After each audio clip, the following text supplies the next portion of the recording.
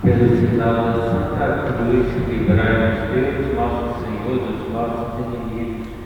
Em nome do Pai, do Filho e do Espírito Santo. Amém. Meu Senhor e meu Deus, creio firmemente que estás aqui, que me vês, que me ouves. Adoro-te com profunda reverência. Peço-te perdão dos meus pecados e graça para fazer com fruto esse tempo de oração. Minha Mãe Imaculada, São José, meu Pai do Senhor, meu anjo da guarda, intercedei por mim.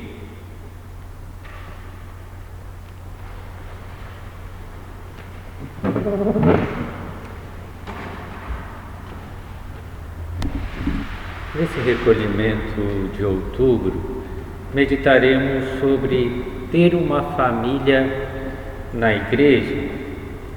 Essa frase pode ser entendida de diversas maneiras.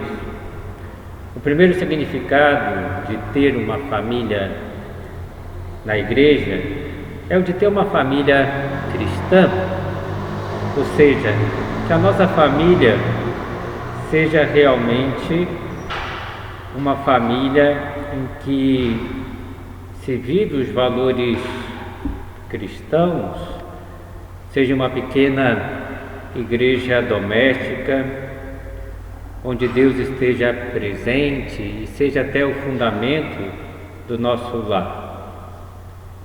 Outro significado da frase ter uma família na igreja é a de compreender que a igreja é a nossa família. Considerar a igreja como a nossa casa, o lar dos verdadeiros filhos de Deus. Ainda um terceiro significado para ter uma família na igreja pode ser compreendido como pertencer a uma pequena família que é uma partezinha dessa grande família da igreja. E consideraremos todos esses aspectos do tema ter uma família na igreja nesse recolhimento. Mas para isso é preciso que compreendamos o que vem a ser uma família e a beleza de termos uma família. Há uma música de igreja que fala exatamente disso. Eu tenho a oportunidade de ouvi-la muitas vezes, porque eu sou capelão da unidade Mananciais, do Colégio do Bosque Mananciais, e as meninas do 2º ao 5º ano, para quem eu celebro uma missa semanal, muitas vezes cantam essa música. A letra, na sua simplicidade, é muito bonita e cativante. O refrão diz: como é bom ter a minha família, né? Como é bom. E comparando a família com o tesouro escondido no campo, narrado nos evangelhos, o refrão continua: vale a pena vender tudo mais para poder comprar esse campo que esconde um tesouro que é puro dom. É meu ouro, meu céu, minha paz, minha vida, meu lar. O Papa Francisco, na exortação Amoris Laetitia, fala precisamente dessa alegria de ter uma família, que é a alegria do amor, Amoris Laetitia. São palavras do Romano Pontífice. A alegria do amor que se vive nas famílias é também o júbilo da igreja. Apesar dos numerosos sinais de crise no matrimônio, eu acho que é visível, hoje em dia, o desejo de família permanece vivo, especialmente entre os jovens, e isso incentiva, anima a igreja. E a família é um tesouro por vários motivos. Na família se vive a primeira experiência de comunhão entre as pessoas, e no lar essa comunhão amadurece. Na família se cultiva o amor fraterno, o perdão generoso e sempre renovado, o amor que é renovado diariamente. Se aprende depois a compartilhar as tarefas do lar, a descobrir a beleza de servir aos demais, se descobre a alegria do trabalho doméstico. Na família se aprende a dar culto a Deus, se experimenta a comunhão pela oração, até pelo oferecimento do dia e da própria vida a Deus, para cumprir uma missão dada por Deus precisamente no lar, que talvez seja a parte mais importante da nossa missão nesse mundo. E na família não há apenas um vínculo de sangue ou genético, há também um forte vínculo sobrenatural que une os seus membros. Quanta graça de Deus um pai e uma mãe não alcançam para os seus filhos através da oração, da fidelidade à sua missão no casamento. Há tantos exemplos maravilhosos já na vida da igreja. Santa Mônica, mãe de Santo Agostinho, que conseguiu a conversão do seu filho através de muita oração e muitas lágrimas. Os pais de Santa Teresinha, que conseguiram que várias filhas fossem freiras, não só Santa Teresinha, praticamente todas eu acho que é, né? No Opus Dei, o papel da mãe e da irmã de São José Maria para criar o ambiente de família que vemos no Opus Dei também foi fundamental. A igreja, podemos dizer que é família de famílias. O Papa diz nesse último documento que é enriquecida por toda essa vida de lá, dessas pequenas igrejas domésticas. Em virtude do sacramento do matrimônio, cada família torna-se um bem para a igreja. E no mundo atual, como é importante cultivar, né, uma família cristã. A família é um bem para a igreja e também para toda a sociedade, e a igreja é um bem para a família. O Papa Francisco também recorda o fim unitivo do matrimônio, isso é, a união amorosa dos esposos, é um apelo constante a crescer e aprofundar nesse amor. Na união de amor, os esposos experimentam a beleza da paternidade e da maternidade, essa participação do poder criador de Deus, que é algo maravilhoso. Deus se serve do amor dos cônjuges, dos nossos pais, para Ele gerar a nossa vida, a vida de um dos seus filhos. Os esposos partilham projetos, ideais, sem dúvida fadigas, anseios, preocupações, aprendem a cuidar um do outro, aprendem a se perdoar mutuamente. Nesse amor celebram os momentos felizes da vida, se apoiam mutuamente nos momentos difíceis da história do casal e da família. Então essa beleza do dom recíproco, gratuito, alegria pela vida que nasce, esse amor solícito por todos os membros, desde os pequeninos até os idosos, são apenas alguns dos frutos que tornam maravilhosa a família e é insubstituível na sociedade e na igreja a resposta à vocação da família.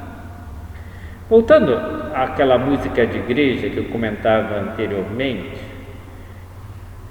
mais adiante diz: até mesmo o céu de Jesus ser família, para que a família desejasse ser céu. O Papa João Paulo II, São João Paulo II, chegou a afirmar que a própria Santíssima Trindade é família, já que na Santíssima Trindade existe uma pessoa divina que é Pai, outra pessoa divina que é Filho, e o amor entre eles, entre o Pai e o Filho, que é o Espírito Santo. E o mais impressionante é que Deus nos chama a participar dessa família divina, sendo filhos de Deus aqui na terra e merecendo uma herança que é o próprio Deus, é participar dessa família divina por toda a eternidade. No céu, nós estaremos plenamente identificados com Cristo, seremos plenamente filhos de Deus. Mas aqui na terra já podemos viver como filhos de Deus, membros da família de Deus. E é uma das maiores revelações de Jesus Cristo, que Deus é Pai nosso, e mostra esse amor paternal de Deus por nós. Usa aquela parábola maravilhosa do filho pródigo para dizer que é um pai que ama sem condições, que está disposto a tudo, que quer ter o seu filho de volta na sua casa, que espera sempre o retorno do filho. E o Papa Francisco, nos primeiros meses do seu pontificado, nas audiências de quarta-feira, tratou o tema da igreja, e a primeira definição que comentou foi exatamente essa que estamos comentando agora: a igreja como família de Deus. E dizia naquela ocasião: a igreja nasce do desejo de Deus de chamar todos os homens à comunhão com Ele, à amizade, aliás, como seus filhos, a participar da vida divina. A própria palavra igreja, do grego eclésia, significa convocação. Deus convoca-nos, impele-nos a sair do individualismo, da tendência de nos fecharmos em nós mesmos, e chama-nos a fazer parte da sua família. E o fundamento e modelo da união de amor da nossa família e da igreja é a própria Santíssima Trindade, que se tornou família. Vejam o que o Papa Francisco também dizia em outra ocasião, em 2015: a Trindade é a comunhão de pessoas divinas que existem uma para a outra. E assim mesmo, quando a gente estuda a Santíssima Trindade, que a gente vê que a definição das pessoas divinas são relação. O Pai é uma relação subsistente, é a paternidade que subsiste. O Filho é a filiação subsistente. O Espírito Santo é o amor subsistente entre os dois. Então só entende uma pessoa com relação à outra. O Pai é em relação ao Filho, o Filho é em relação ao Pai, o Espírito Santo é o amor entre os dois. Então só se entende uma para a outra, uma com a outra, uma pela outra, uma na outra. É a comunhão, essa comunhão é a vida de Deus, é o mistério de amor do Deus vivo. E somos chamados nós como pessoas, aliás, a palavra pessoa vem da Santíssima Trindade, da explicação de quem é pessoa, né? Então nós somos chamados a ser pessoas, que é viver não uns sem os outros, nem uns sobre os outros, nem um contra os outros, mas uns com os outros, um pelos outros, um nos outros. Isso se consegue principalmente na família. Como é importante o cultivo dessas relações familiares de amor. E no nosso batismo foi quando nos tornamos filhos de Deus, pois recebemos a graça que é a vida divina em nós. Quando falamos que nós somos filhos de Deus, nós somos de fato, porque Deus nos gerou uma vida divina. E não chamamos Pai aquele que nos gera para uma natureza semelhante à sua. Então Deus é Pai porque nos gera uma criatura racional, humana, uma vida divina, é participação da vida divina. Então nós somos filhos de Deus de verdade. Deus nos ama como seus filhos. E o amor de Deus Pai é maior do que o amor de nossa mãe, do nosso pai. O amor que mais parece com o amor de Deus é o amor do pai e da mãe, porque é um amor incondicional. Mas, como dizia São José Maria, Deus é mais pai do que todos os pais e mães da terra juntos. Ele nos ama muito mais, né? Então Deus é meu Pai, Deus me ama incondicionalmente. Eu fui criado por amor. Deus tomou conta da minha alma e o amor de Deus foi derramado no meu coração. Esse amor me leva a clamar: Abba Pater, papai, pai. Então devemos viver conscientes disso. Nos sentimos seguros, cheios de paz, se sabemos que Deus nos ama tanto. Depois, Deus quis que na nossa vida espiritual tivéssemos mãe, doando Nossa Senhora como nossa mãe no Calvário. Então nós temos mãe na vida espiritual e devemos tratar Nossa Senhora como nossa mãe. E podemos dizer que também temos nesse ano de São José um pai, um patriarca, né? Que é São José, que faz parte dessa sagrada família.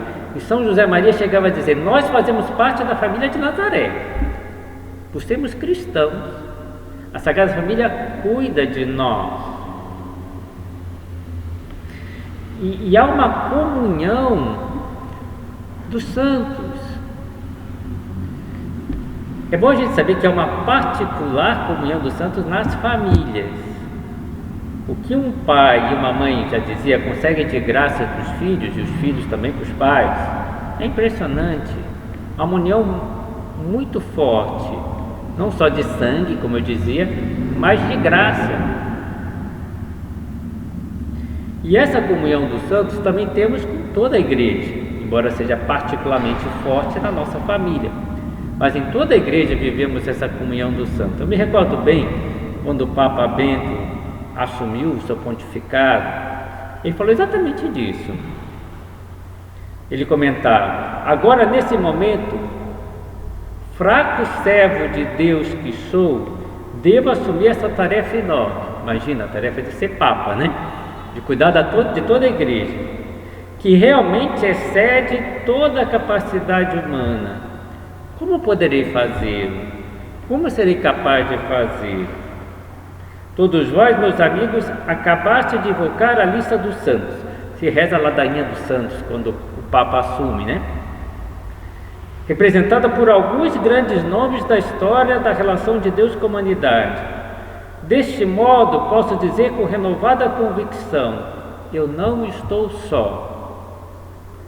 Não tenho que carregar sozinho. A verdade é que jamais poderia carregar sozinho. Todos os santos de Deus estão lá e me protegem, amparam e conduzem. E as vossas preces, amigos queridos, a vossa indulgência, o vosso amor, a vossa fé, a vossa esperança acompanham-me. É um homem de fé que vê essa comunhão dos santos. Nós pertencemos à comunhão dos santos, nós que fomos batizados em nome do Pai, do Filho e do Espírito Santo. Então, há na família de Deus uma linfa vital que é o amor de Deus. E nós nos beneficiamos desse amor. Há tantos santos na igreja que alcançam tantas graças para nós. E eu confio nessa comunhão dos santos. E eu colaboro com essa comunhão dos santos. São José Maria dizia que era como uma transfusão de sangue. Alguém está fraco, toma sangue, né? E recupera um pouco, né? E nós podemos estar contribuindo com a saúde espiritual dos outros, se nós temos uma boa saúde espiritual, ajudamos os demais. Como isso era muito claro, essa união na igreja primitiva. Basta a gente ler os Atos dos Apóstolos, todos perseveravam unidos na oração, na fração do pão, com Maria, mãe de Jesus. Jesus já tinha subido ao céu e todos se uniam com a sua mãe espiritual, que era Maria. Dos primeiros cristãos, os pagãos diziam: vejam como eles se amam. Os católicos se tratavam, que eram os cristãos que haviam, se tratavam com muito carinho. E as pessoas ficavam impressionadas. Rezavam unidos por todos que eram perseguidos, por todos que sofriam martírio. Quando São Pedro foi preso, toda a igreja se uniu para rezar por ele, e ele foi liberto, graças à oração da igreja. E de onde vinha a tamanha união? Da mesma fé em Cristo. Acreditavam em Cristo como Salvador. Todos eram discípulos de Cristo, seguidores de Cristo, estavam dispostos a dar a vida por Cristo. E todos buscavam viver o ensinamento do Mestre, e todos se empenhavam a fundo na santidade, e todos se sentiam envolvidos na mesma missão de anunciar a Cristo. E todos se uniam intimamente a Deus ao comungarem. Todos tinham a Deus como Pai. E nós, se vivemos assim, com essa fé, nós estaremos muito unidos entre nós. Uma mesma fé, um só batismo, um só Deus e Pai, chamados a essa congregação, essa unidade do amor. Então, será que eu me sinto assim, fazendo parte dessa família? Uma experiência que eu tive bastante gratificante foi passar uma Semana Santa, aliás, várias, em Roma, E eu via pessoas de vários países, de várias línguas, raças. O que me chamou a atenção, parecia que todo mundo ali era irmão, Todos estavam querendo estar com o Papa, todos tinham devoção à Nossa Senhora, todos tinham a mesma fé no mundo inteiro. E a gente ia se cumprimentando, alegre, Ver os japoneses, os africanos, Pessoas de todos os tipos, rezando juntos com o Pai. E para estarmos juntos, ser fiéis, acreditar na mesma doutrina da igreja. Às vezes chama atenção essa falta de unidade, que tem pessoas que não seguem a doutrina. Às vezes perguntam para mim, o que o Opus Dei pensa de tal tema, um tema religioso? Eu falo, o Opus Dei não tem doutrina própria, doutrina da igreja. Pega o catecismo da igreja católica, está lá, não sou eu que vou inventar. Mesmo o Papa diz, eu sou filho da igreja.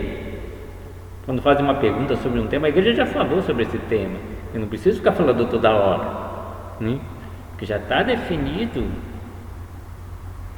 Então eu tenho que me sentir parte dessa família. Agora, na igreja não é preciso uniformidade, só nas questões de fé.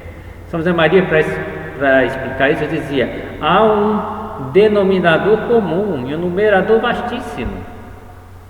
Quer dizer, a fé é a mesma, mas agora a forma de expressar essa fé é muito variada, não é verdade, na igreja? Graças a Deus que os carismas são tão diferentes. Isso só enriquece a igreja. E que cada grupo não pense que é único. Também numa família os filhos não são tão diferentes. Tem temperamentos bem diferentes. Não há uma unidade, é todo mundo igual, E na igreja também não. Há formas de rezar. E não vou dizer que a minha forma de rezar é a única. Há forma de fazer apostolado. No Opus Dei é de amizade e confidência, como víamos no recolhimento anterior. Mas em outros lugares não é assim. E está errado? Não. São formas diferentes de manifestar essa fé, esse amor a Deus. A forma então de rezar, de fazer apostolado, de viver a caridade com os demais. Há muitas formas de se viver a caridade. Há muitas obras de misericórdia na igreja. Então devemos amar a todos que fazem parte dessa grande família.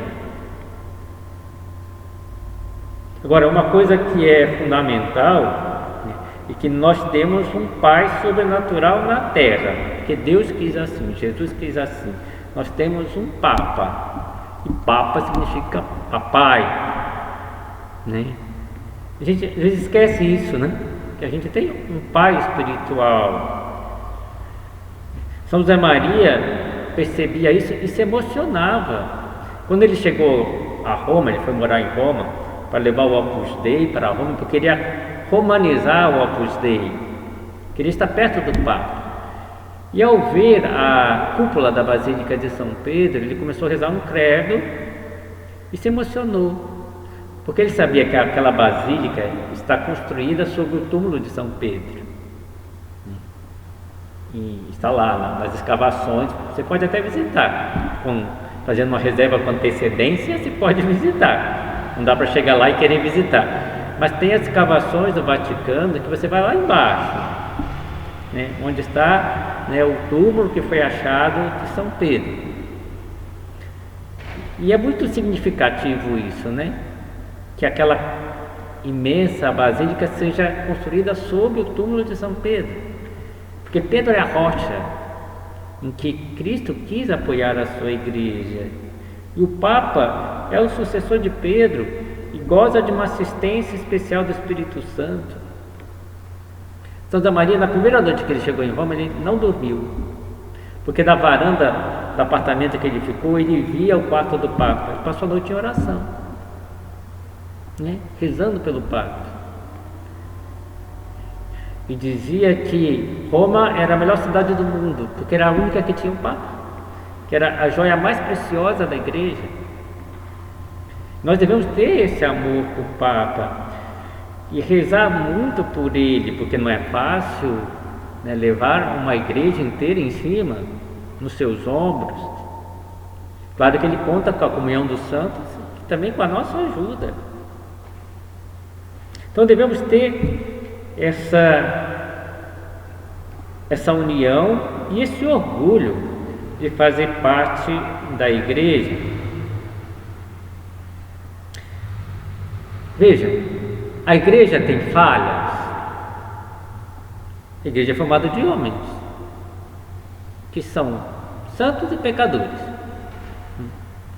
Mas às vezes eu gosto de dizer, ficar falando das falhas da igreja é como ficar falando das manchas solares. Você sabe que no sol tem manchas? Fica olhando para a mancha. Olha a luminosidade do sol, né? Tem gente que fica lá, fala, não, mas tem mancha. Mas veja a vida dos santos, veja a doutrina sublime da igreja, né? Não pegue e fique falando dos pecados dos homens. Eu lembro que o Papa Bento dizia, a maior prova da santidade da igreja é a vida dos santos, porque eles seguiram a Cristo. E aqueles que seguiram a Cristo, a que nível chegaram? E a nossa natureza humana é tão debilitada que não era para esperar de forma alguma o nível que alcançaram os santos. Madre Teresa de Calcutá, São João Paulo II, São Francisco de Assis, e tantos santos que viveram uma forma maravilhosa. Você lê a vida deles, Padre Pio e outros, você fala, nossa, que coisa, como pode? Como pode ser tão santo assim? Pode, porque a graça de Deus é capaz de santificar. Gostaria de terminar essa meditação, talvez o texto já seja conhecido, de um movimento que surgiu nos Estados Unidos para valorizar a Igreja Católica, incentivar que os católicos voltassem à igreja. E no texto do site fala muitas coisas interessantes. Nossa família é feita de todas as raças. Nós somos jovens e velhos, ricos e pobres, homens e mulheres, pecadores e santos. Nossa família se difundiu pelos séculos e pelo mundo. Com a graça de Deus, nós abrimos hospitais para cuidar dos doentes, estabelecemos orfanatos e ajudamos o pobre. Nós somos a maior organização caritativa do planeta, trazendo alívio e conforto para aqueles que precisam. Nós educamos mais crianças do que qualquer outra instituição educativa ou religiosa. Nós desenvolvemos o método científico, nós fundamos o sistema universitário. Nós defendemos a dignidade de toda a vida humana e preservamos o casamento e a família. Cidades foram homenageadas com o nome dos nossos venerados santos, que percorreram um sagrado caminho antes de nós. Guiados pelo Espírito Santo, nós compilamos a Bíblia. Nós somos transformados pela Sagrada Escritura e a Sagrada Tradição, que tem nos guiado consistentemente por mais de 2000 anos. Nós somos a Igreja Católica, com mais de 1 bilhão de pessoas na nossa família, compartilhando dos sacramentos e da plenitude da vida cristã. Pelos séculos nós temos rezado por você, e por todo mundo, a cada hora, por todos os dias, sempre que celebramos a Santa Missa. E vai continuando, né? E no final vai dizer: nós somos católicos, bem-vindo à sua casa, né? Volte para a sua casa. Nós devemos ter um santo orgulho por sermos fiéis da Igreja Católica, por fazermos parte dessa família. Podemos nos interrogar hoje, né? Quanto eu amo a Igreja? Quanto eu rezo por ela? Sinto-me realmente parte da família da Igreja? Rezo pelo Papa, defendo o Papa, acolho com esse carinho que deve haver entre os cristãos. E pedimos a Nossa Senhora, a Mãe da Igreja, que sempre nos sintamos como uma família de Deus.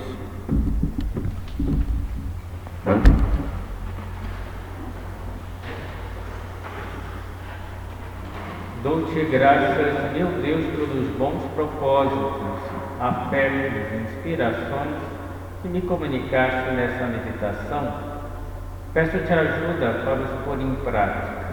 Minha Mãe Imaculada, São José, meu Pai e Senhor, meu anjo da guarda, intercedei por mim. Ato de presença de Deus. Graças tive, Deus, graças tive.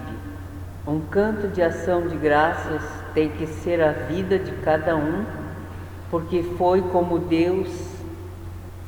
foi feito o Opus Dei. O fizestes tu, Senhor. Notas de uma meditação, 27 de março de 75. Agradeço a Deus pela obra e pelas iniciativas que o Opus Dei promove com seus amigos e conhecidos.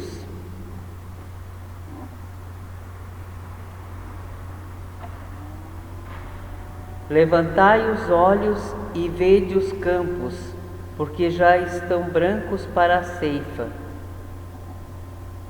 Percebo que talvez Deus esteja contando comigo para levar adiante esta parte da Igreja.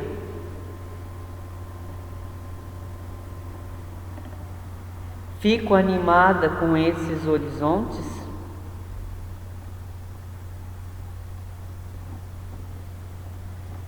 São José Maria, recorda-nos que aí onde estão os nossos irmãos, os homens, aí onde estão as nossas aspirações, o nosso trabalho, os nossos amores, aí está o lugar do nosso encontro cotidiano com Cristo.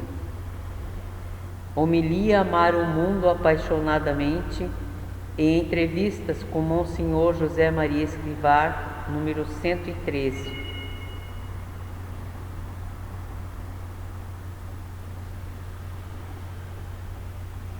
Em qual destes âmbitos seu poderia descobrir mais o Senhor e dá-lo a conhecer?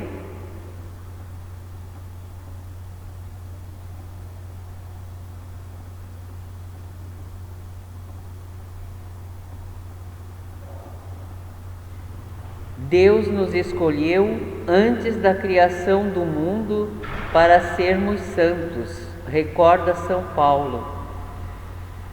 Sabendo que sou escolhida por Deus com amor de predileção, que horizontes isso me leva a considerar?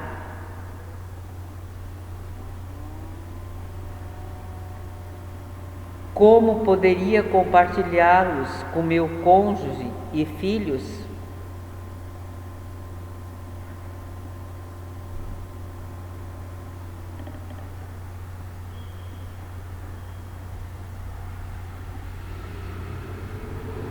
São Miguel Arcanjo, protegei-nos no combate, cobri-nos com o vosso escudo contra os embustes e ciladas do demônio. Oração a São Miguel Arcanjo. Sendo eu um dos patronos da obra, como poderia confiar mais em sua proteção?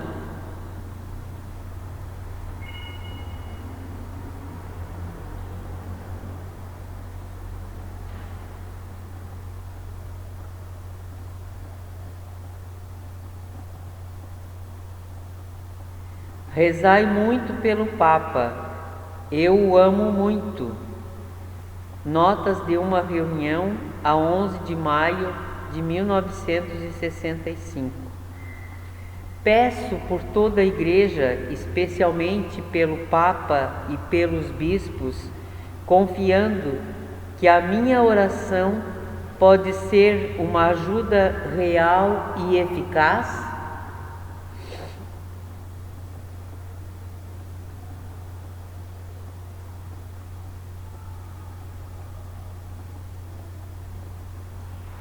O rosário há de ser hoje arma poderosa para vencer na nossa luta interior e para ajudar todas as almas. Que necessidades poderia confiar a Nossa Senhora através do terço?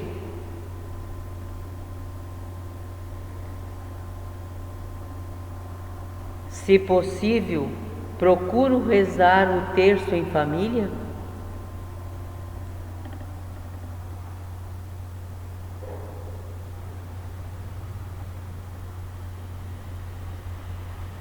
Ato de contrição. Pelo sinal da Santa Cruz, livrai-nos Deus, nosso Senhor, dos nossos inimigos. Em nome do Pai, do Filho e do Espírito Santo. Amém. Meu Senhor e meu Deus, creio firmemente que estás aqui, que me vês, que me ouves. Adoro-te com profunda reverência. Peço-te perdão dos meus pecados e graça para fazer com fruto esse tempo de oração. Minha Mãe Imaculada, São José, meu Pai e Senhor, meu anjo da guarda, intercedei por mim.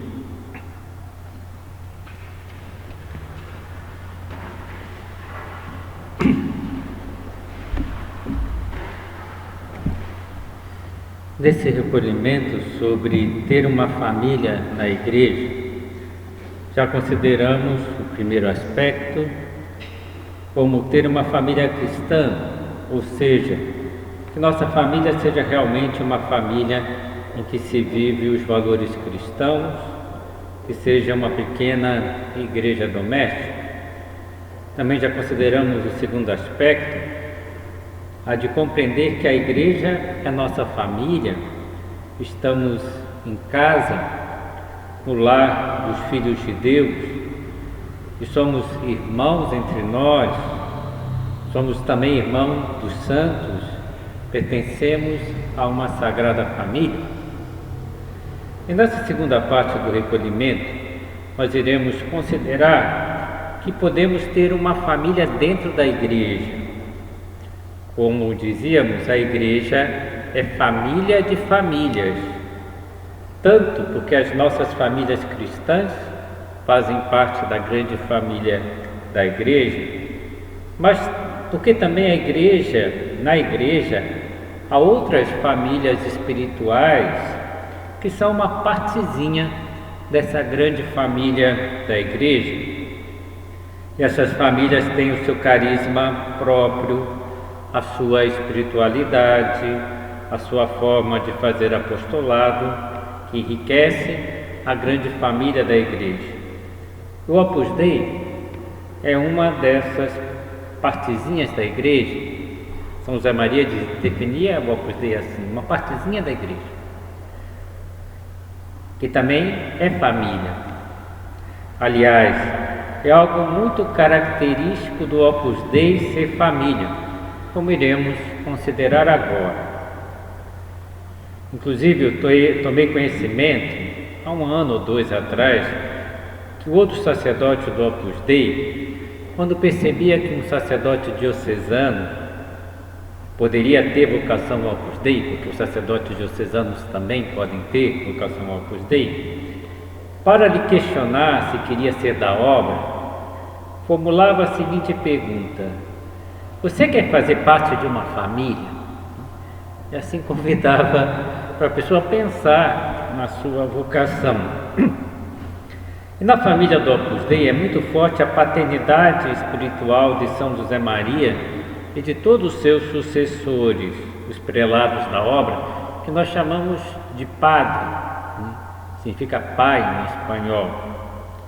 Também é muito forte a fraternidade entre os fiéis da prelazia, que se consideram verdadeiramente irmãos. São José Maria dizia que havia laços até mais fortes que o do sangue. E por termos comemorado o aniversário da fundação do Opus Dei, no dia 2 de outubro, há pouco tempo, há 2 dias, comemoramos 93 anos da sua fundação. E agora também no dia 6 de outubro nós vamos comemorar o aniversário da canonização de São José Maria. É que estamos aprofundando nessa segunda meditação do recolhimento, na realidade do Opus Dei como uma família dentro da Igreja.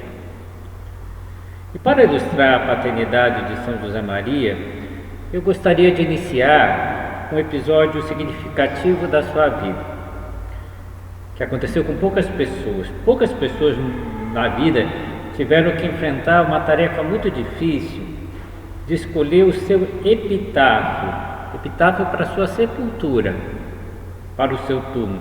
Como sabemos, o epitáfio é uma frase que, de certa forma, define o que foi a vida de uma pessoa. Você vai colocar sobre o túmulo, tem que ser algo que defina quem é aquela pessoa que está ali. No dia 4 de outubro, aliás, hoje é 4 de outubro, de 57, ele estava conversando com um arquiteto, Jesus Cassapo, que é um fiel do Opus Dei, que residia e trabalhava na sede central, estava fazendo até uma reforma da sede central, que tinha sido comprada, e ele estava estudando várias soluções para uma cripta que haveria debaixo do oratório de Santa Maria da Paz, que hoje é a Igreja Prelatícia. É muito normal que debaixo de algumas igrejas tenha um lugar que se coloca os túmulos. E comentou com o fundador que ali ia ficar o seu túmulo, né? Era uma conversa meio estranha, né? Diz, olha, teu túmulo vai ficar aí, como é normal que nas instituições se guarde o túmulo do fundador.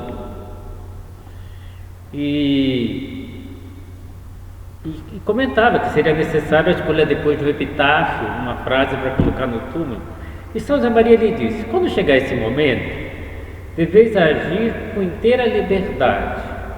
Mas ele dá uma sugestão: depois do meu nome e do sobrenome, só uma palavra com o título pecador. E logo a seguir uma súplica: orate pro eu, rezai por ele. Isso é tudo. Claro que o arquiteto fez uma cara feia, né? Colocar pecador no túmulo de São José Maria não dava, né?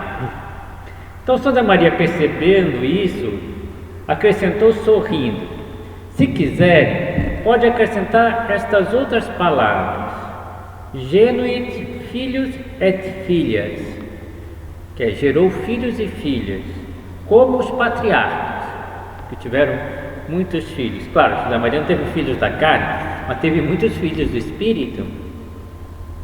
Assim se conclui a cena e não se volta mais a falar do assunto. Mas quando São José Maria falece, era necessário colocá-lo no túmulo. E foi a única vez que o Beato Álvaro, que foi sucessor de São José Maria, não obedeceu, né? Porque não ia colocar nem pecado, né? E nem gerou filhos e filhos, porque Dom Álvaro dizia que gerar é pouco, como colocou no mundo muitos filhos e filhos. Não, São José Maria fez muito mais que isso, e se colocou a seguinte frase, 2 palavras: El Padre, o Pai. Porque a paternidade vai muito além da geração. É necessário os cuidados de uma autêntica criação, atenções da educação, o desvelo pela formação. Inumeráveis pormenores de fortaleza, de ternura, de afeto personalizado que um pai tem com cada um dos seus filhos, e tudo isso foi São José Maria. E Deus quis que a obra de Deus, como uma partezinha da igreja, assim como na igreja tem o Papa, que é o pai espiritual de todos nós, que no Opus Dei existisse o padre, que tivesse um ar de lar, que fosse uma família que tem um pai espiritual. Eu penso que todos nós, à medida que vamos conhecendo melhor o Opus Dei, vamos percebendo essa realidade. Uma vez uma moça até me disse: "Ah, padre, eu estou entendendo que o Opus Dei é uma família." Eu falei: com razão, é uma família mesmo." "Não, o senhor não está entendendo, eu estou compreendendo que é a minha família." "Ah, então você está dando um passo a mais, né?" E hoje ela é do Opus Dei, né? Porque ela percebeu, é a minha família, eu faço parte dessa família. E São José Maria tinha uma paternidade muito especial, né? Tanto que o chamamos, né, de nosso Padre, ou seja, nosso Pai espiritual. E a partir de agora na meditação eu vou chamá-lo assim, porque para mim é tão esforço ficar falando São José Maria, porque eu sempre chamo ele de nosso Padre. Se alguma vez vai escapar São José Maria, porque também tem que falar dessa forma hoje em dia, né? Mas essa paternidade do nosso Padre é muito semelhante à paternidade de São Paulo, que São Paulo exercia nas comunidades primitivas que ele ia fundando. São Paulo devia sentir profundamente essa paternidade, tanto que escreveu: "Ainda que tivesses 10.000 mestres em Cristo, não tendes muitos pais. Ora, fui eu que vos gerei em Cristo Jesus pelo Evangelho." E numa outra carta ele diz: "Filhinhos meus, por quem de novo sinto dores do parto, até que Cristo seja formado em vós." Não pode falar que sentiu a dor do parto, né? Só as mulheres sentem, né? Mas ele sentia porque para que Cristo fosse gerado, quanto ele sofreu. Ele foi, né, como nós sabemos, lapidado, sofreu naufrágio, esteve preso, né? Ele sofreu mesmo para que Cristo fosse gerado naquelas comunidades. São José Maria alguma vez chegou a comentar que o Opus Dei lhe custou sangue e lágrimas, e também foi muito custoso fazer o Opus Dei. E São José Maria, nosso Padre, nos gerou em Cristo para um espírito dentro da igreja, de buscar a santidade no meio do mundo, de viver numa presença de Deus contínua, de ser contemplativos no meio do mundo, ele vai dizer, de conduzir todas as atividades nobres a Deus, de santificar o trabalho, de santificar a família. Ensinou os seus filhos a fundamentarem a sua vida na filiação divina, a serem filhos pequenos diante de Deus. Ensinou a termos uma devoção profundíssima à Sagrada Eucaristia como centro e raiz da nossa vida espiritual. Nos ensinou a viver uma unidade de vida, que nós somos sempre a mesma pessoa em todos os lugares. O cristão tem que ser um cristão de uma peça só, vai dizer São José Maria. E nos ensinou tantas coisas, a fazer um apostolado de amizade e confidência. Então, ele nos gerou para tudo isso, para essa vida espiritual dentro da igreja. E seu exemplo foi maravilhoso. Quando alguém quer conhecer o Opus Dei, o que normalmente uma pessoa do Opus Dei que tem bom senso faz?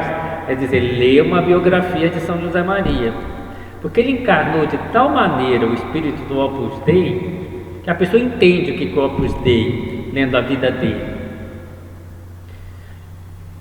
E ele exerceu essa paternidade com muita consciência. Ele dizia, eu tenho a certeza que eu só estou na Terra por causa disso. Essa é a minha missão, né? E ele dizia, de ser pai e guia e mestre de santos.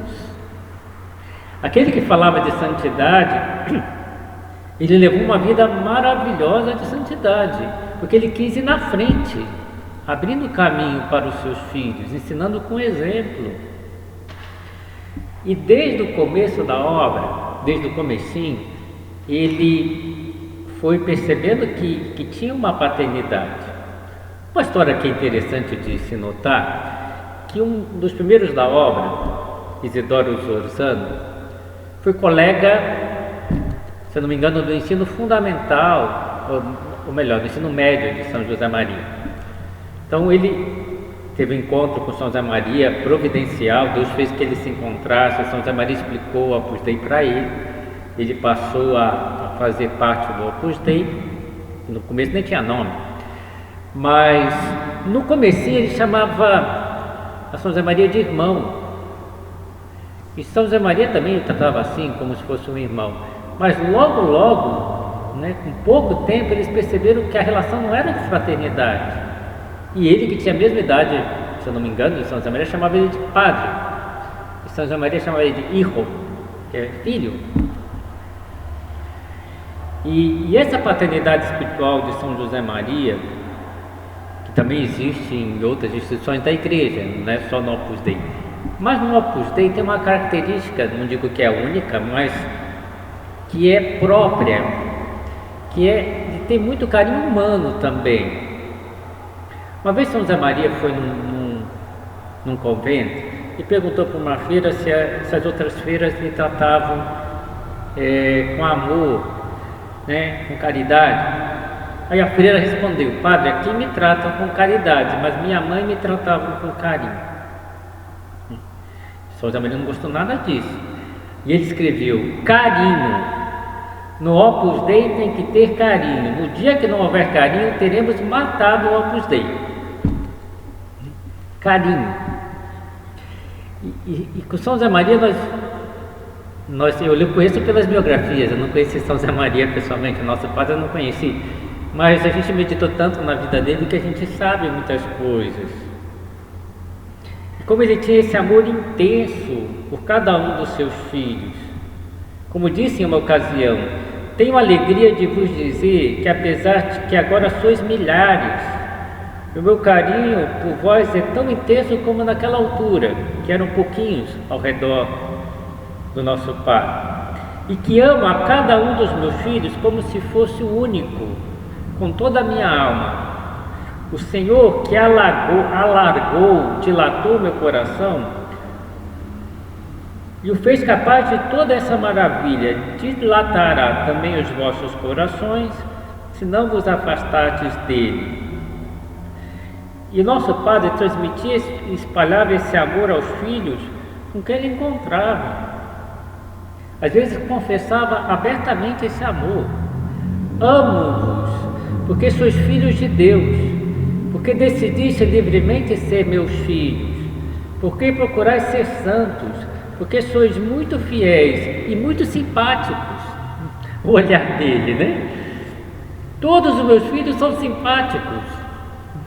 Amo-vos com o mesmo carinho que sente as vossas mães, com os vossos corpos e com as vossas almas, com as vossas virtudes e com os vossos defeitos. Meus filhos, sinto muita alegria em falar-vos assim. Amo-vos como todas as mães do mundo juntas, e todos por igual, do primeiro ao último. Era um amor, né, que se derramava em palavras, em gestos. Tio Santiago, a gente chama assim o irmão do nosso pai, porque o irmão do pai é tio, né? Então, tio Santiago, ele dizia que nosso padre não era só padre, era madre, mãe também, né? Ele tinha um carinho tal pelos seus filhos, percebia imediatamente que alguém tinha emagrecido, se estava com dor de cabeça, se precisava de alguma peça de roupa. Ficava ansioso pelas notícias dos seus filhos espalhados pelos diversos países. E nosso padre adivinhava, como quem tem um sexto sentido, próprio dos pais e das mães, o estado de ânimo de um filho. Uma vez ele recebeu uma foto, eu conto essa história porque eu acho significativa, de umas moças do México. São José Maria olhou para a foto e comentou: fulana não está com boa cara, liguem para ela e perguntem se está tudo bem. Pela foto, e não estava tudo bem, né? Fala, nossa, o sexto sentido, né? Pela foto ele percebeu, aqui tem uma coisa errada. Então São José Maria gostava de ver os seus filhos.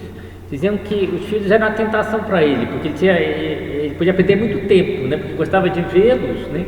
Sair, estudar, cantarolar, rezar, jogar futebol, divertir-se. E ele tinha muito trabalho e às vezes queria estar com eles, né? E estava tão próximo que permitia que fizesse brincadeiras, e ele fazia brincadeiras. Endireitava o nó da gravata de uma pessoa que tinha feito mal o nó, né?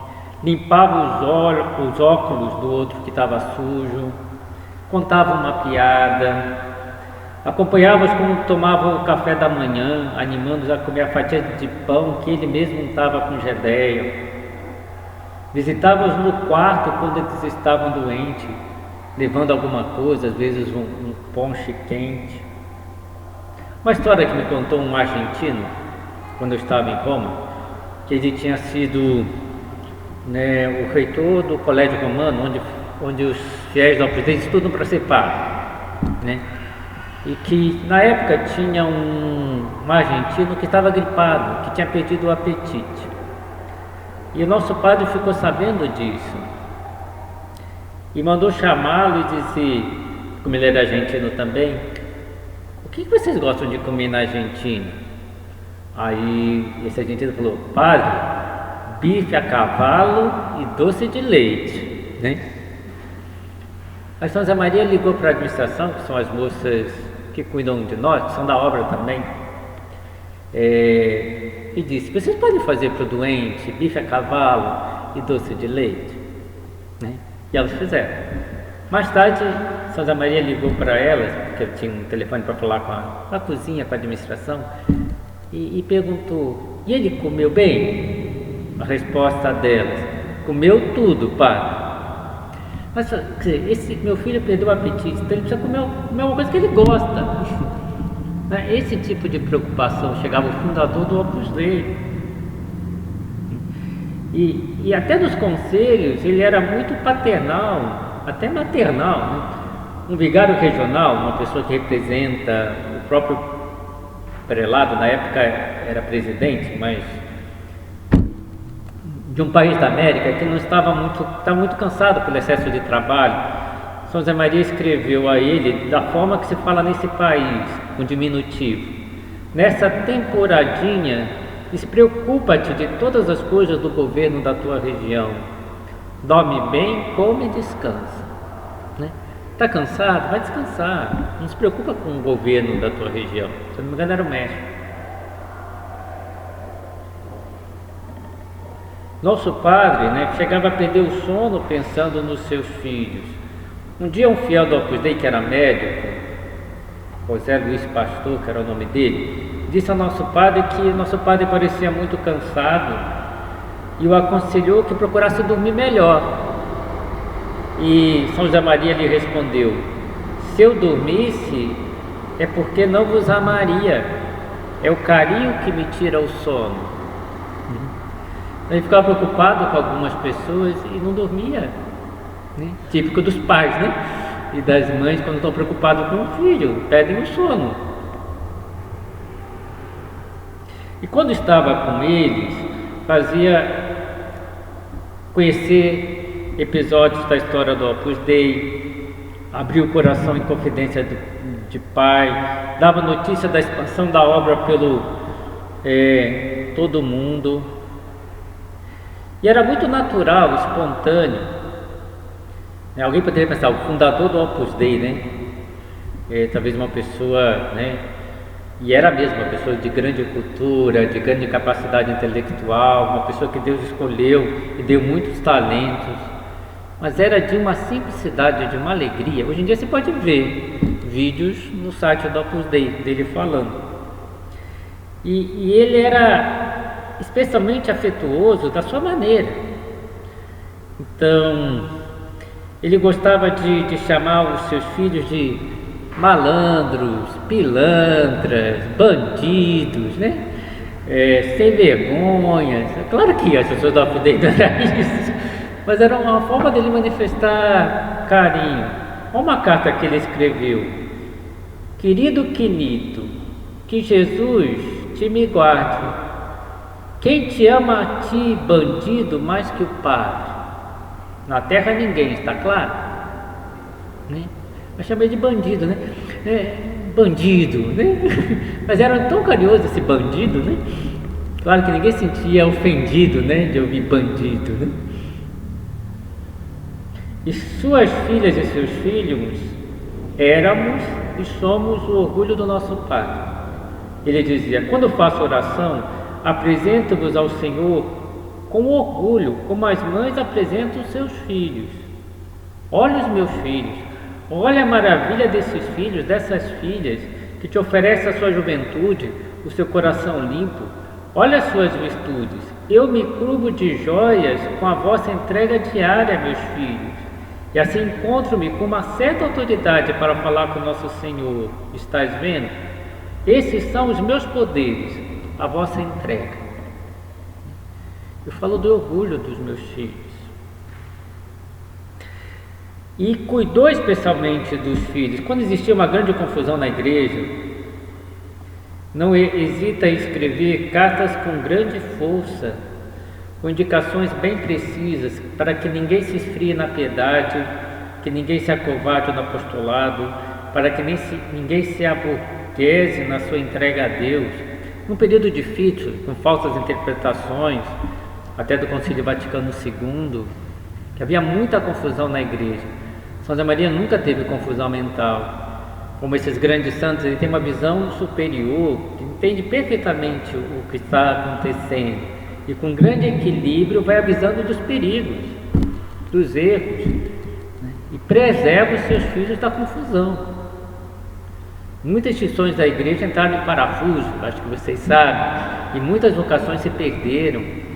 No Opus Dei, graças a Deus, não foi assim, porque imediatamente São José Maria começou a escrever cartas explicando como as coisas eram e como deveriam de ser. Então, como defendeu a obra, gastou a sua vida nisso. Eu tenho incumbência de defender o que é do Senhor, ainda que seja à custa da minha vida, porque foi nessa tarefa que Ele me pediu que a empregasse. Eu tenho que defender vocês, e defendia. Então, esse orgulho que tinha, o que queria deixar era esculpido nos seus filhos, essa santidade de vida. Uma vez Dom Álvaro, que escreveu vários livros, São José Maria também escreveu vários, mas ele não se importava com isso. Ele poderia ter escrito muito mais, pela capacidade, mas não tinha tempo. E comentou para o Dom Álvaro. Ele estava diante dos seus filhos, numa sala, e disse: olha que biblioteca, essas são as minhas obras, né? Os meus livros, né? Os meus filhos, porque olha que biblioteca.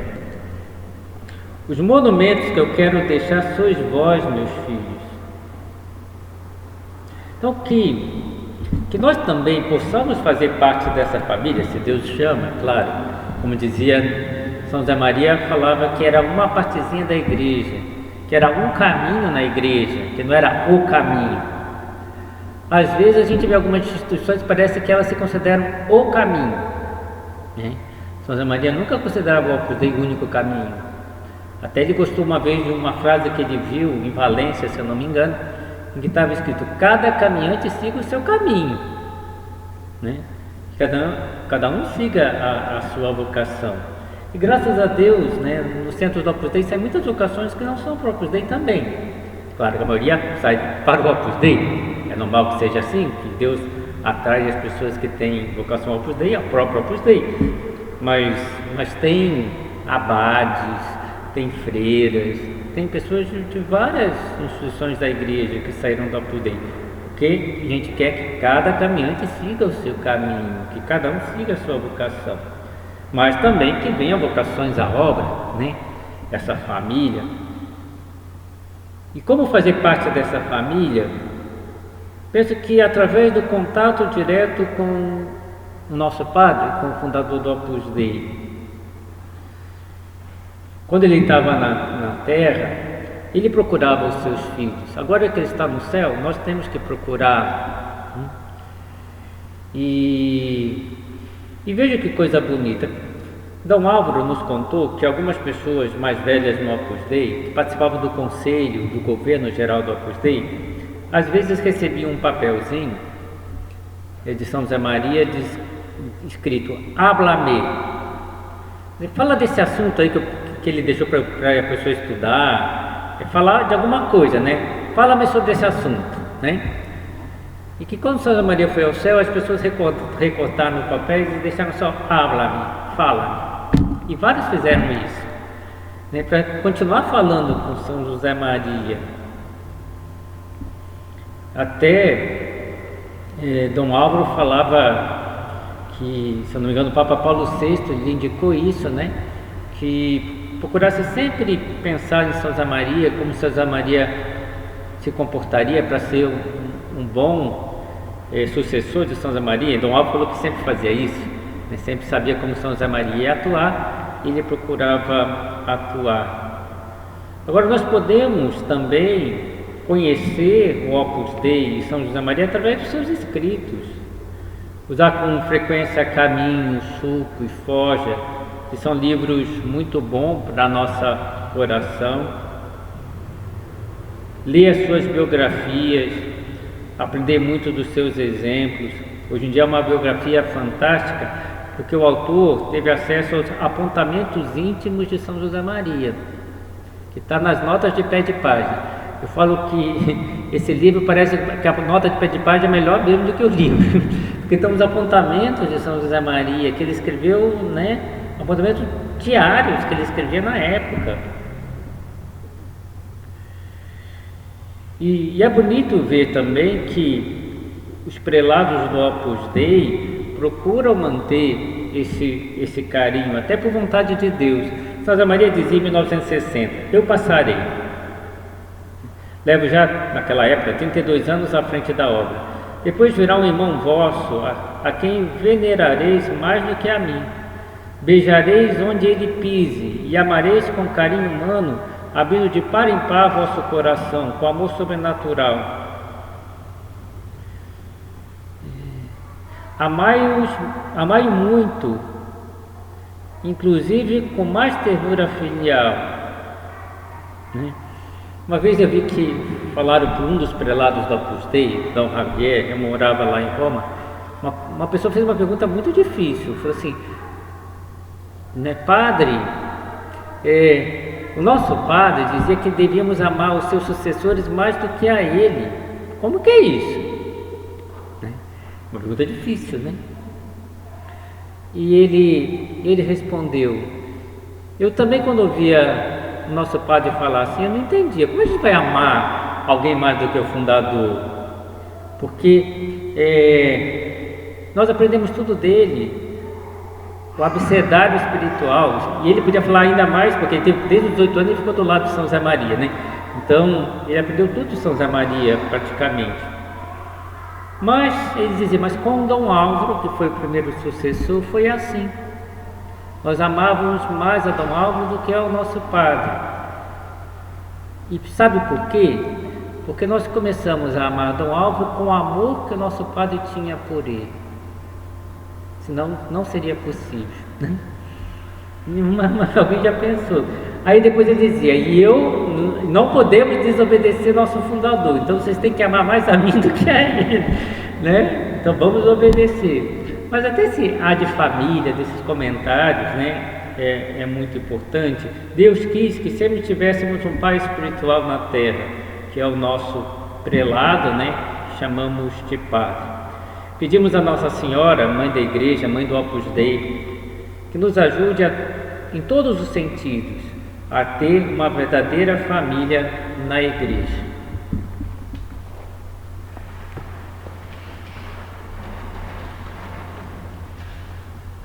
Dou-te graças, meu Deus, pelos bons propósitos, afetos e inspirações que me comunicaste nessa meditação.